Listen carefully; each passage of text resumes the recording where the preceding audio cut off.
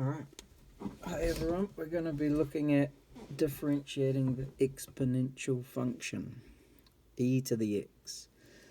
So we've got a little bit to get through. I thought we'd start by trying to think about what the gradient of e to the x is, because remember when we differentiate something we're trying to find an expression for the gradient.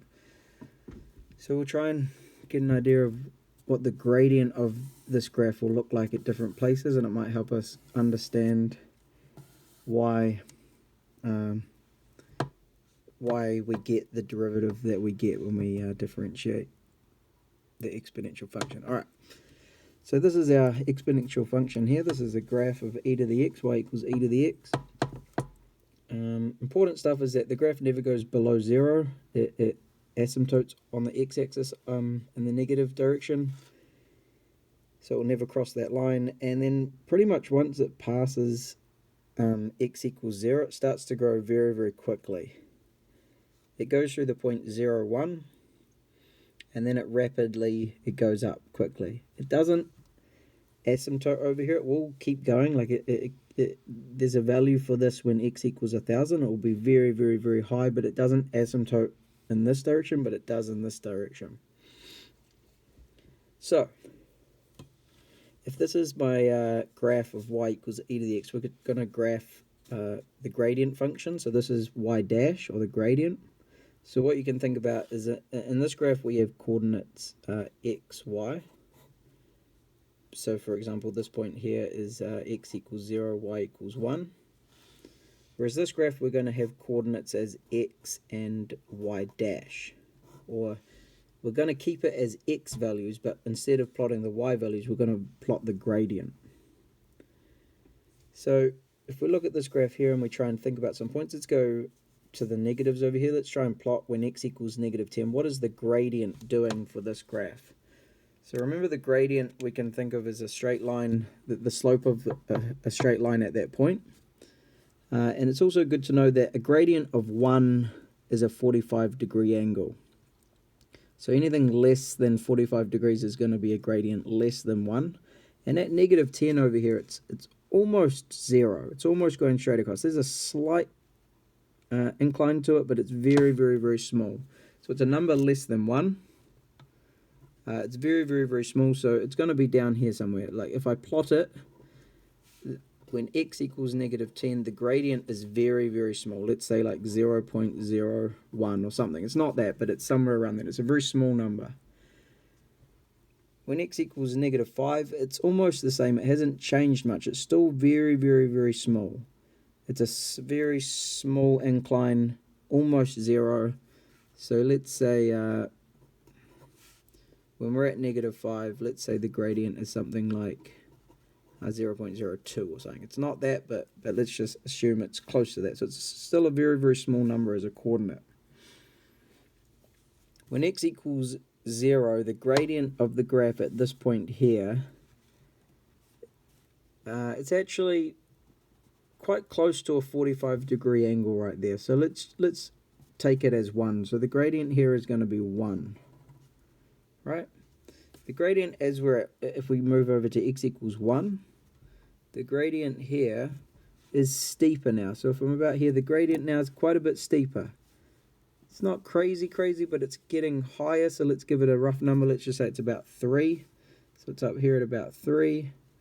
When 2, we're very steep. When we're at 2, it's getting steeper and steeper. I've just roughly sketched this graph, so it's not perfect, but the gradient all of a sudden is a lot bigger when I'm at 2. So it's like up here somewhere. So now if I wanted to sketch through these points, something interesting does happen. I sketch through here.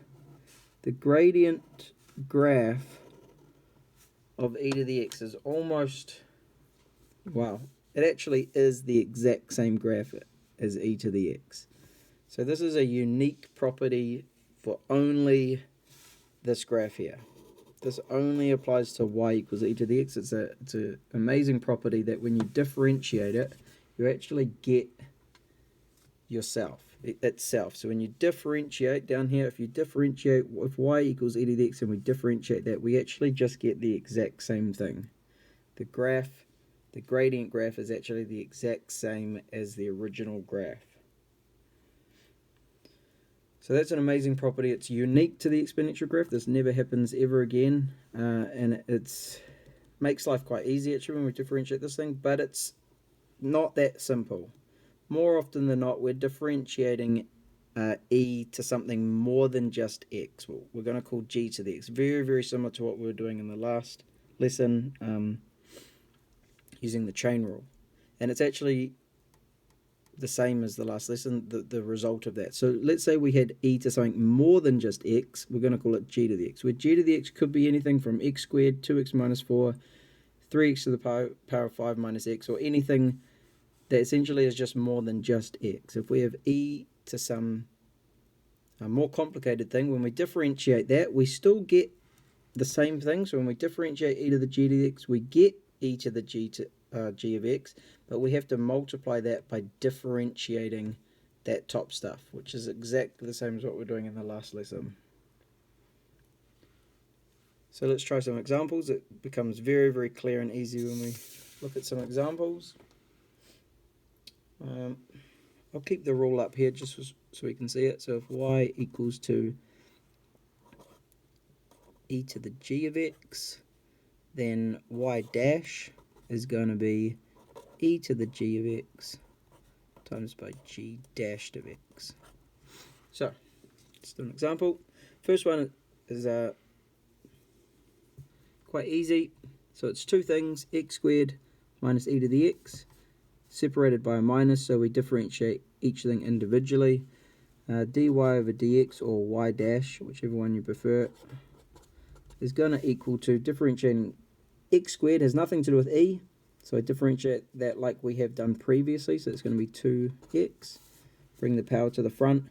Now, I will say, and this is a common mistake that people do, is that e to the x we differentiate in a totally different way to x squared. So it's common, and kids make the mistake when they see these together. They want to bring the x to the front, write it as x e to the x minus 1, and that is not how we do this. So we only differentiate things that are x to the power of something in the way that we bring the power down and subtract 1. Everything else that we learn, we're going to learn the log function, the sine function, the cos function, some other stuff. They have their own way to differentiate. So this power rule where you bring it down in minus 1 only works for things that look like this, with an x to a power. This thing has its own way to differentiate, which we're looking at today. E to the x is the basic one. It just becomes itself. So this is just going to write e to the x. It does work using this rule, because when you differentiate just x, you get 1. So you could times that by 1 and it stays the same. So that's our answer, finished. Second one.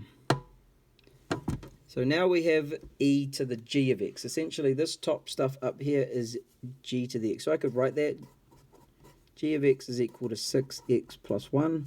We could differentiate that and get 6. So now I can just put these two things into my formula. So this one here, the derivative or differentiating this will give, it's always itself first. So it's just e to the g of x. It's just e to the 6x plus 1. And then I need to multiply it by the derivative, which is 6. Quite often we'll tidy that up and just put the 6 at the front. Good. Third one. So before we differentiate this one, I notice there's a square root. And like I said in previous episode, if ever we see a square root, we want to get rid of that. We want to rewrite it with powers instead of square root. So we're going to rewrite this quickly, just changing that. So 3e to the negative 4x plus e, and the square root of x is the same as x to the power of a half. So we're going to do this one a little bit quicker. I'm not going to rewrite this as g of x. Instead, we're going to kind of see what happened. It's just itself, and we times it by the derivative of that top stuff. So that's where the 6 came from. So this one here is going to be similar. The 3 essentially just tags along for the ride. So it's going to be 3e to the negative 4x, and then times by that differentiated, which is going to be a negative 4. I'll write it all out. 3e to the negative 4x times by negative 4. That's that thing there. And then I have to differentiate this thing, which is going to be itself, e to the x to the half, and then times by x to the power of a half differentiated. So this one here, I will write it. This one here, we have g of x is equal to x to the half. And so then I have to differentiate that separately. So going back to previous lessons, this is going to be a half x to the negative a half when I differentiate that. So that is what I have to multiply onto this. This is my g dashed of x, which I have to multiply. So that's a half x to the negative half. Finally, I just want to tidy some of this stuff up. So the 3 and this negative 4 can multiply together. They're just constants kind of multiplying. So that can become negative 12e to the negative 4x. So this one here is a few things going on. Usually we just bring any kind of multiplies as half to the front, so they're not kind of weirdly in the middle. So we'll rewrite this as a half e to the x to the power of a half times by x to the power of negative a half. I'm going to leave that like that. We could simplify some of this stuff. The negative power could go on the bottom. The power of a half could become a square root, but for now, I'm just going to leave it as it is. I don't want this video going for too long. We've got one more example that I want to look at quickly. This is this example here. So again, at the moment, I cannot differentiate the top and the bottom separately. We do not have a rule yet. We will learn one for how to differentiate things when they're being divided. And very important, we don't just differentiate the top, differentiate the bottom. That will not give us the correct result. So instead, we want to simplify this down so it's just one, there's only one e going on. So I'll just remind you of our indice laws. Indice laws is a to the m divided by a to the n is equal to a to the m minus n. Usually a is an x, so usually we have something like x to the 4 divided by x to the 2, and it's easy, we just know that that is x to the 4 minus 2 is 2. But a can be an e, and m could be an x, so the rule still holds for anything as long as these two a's are the same. So they're both x's, these are both e's. So actually what I'm going to do is I'm going to use this rule with these e's. So before I differentiate, I am going to simplify. 12 divided by 8, that can simplify down to, 3 over 2. Divide both of them by 4. So 3 over 2. E to the 2x, e to the, what does that even say? I can't even read it. 5x. So if we want to write it on the top, I can write it as e to the 2x take away 5x. So this will become 3e to the negative 3x divided by 2. Haven't differentiated yet, that is just rewriting it so there's only one e. Now I'm going to differentiate it using our rule. The 3 and the 2 just kind of tag along for the ride. I'm only really differentiating this e to the negative 3x. This is just a multiplier at the front.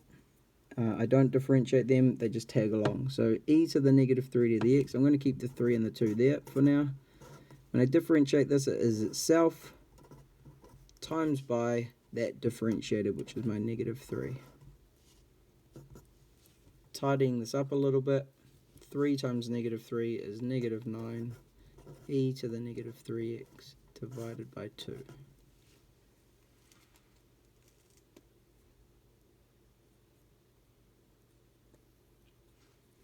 Alright, hopefully that made some sense. This last one is a little bit tricky. You have to kind of be careful, pay attention, and practice your indice laws if you have forgotten them. Alright, thanks for watching.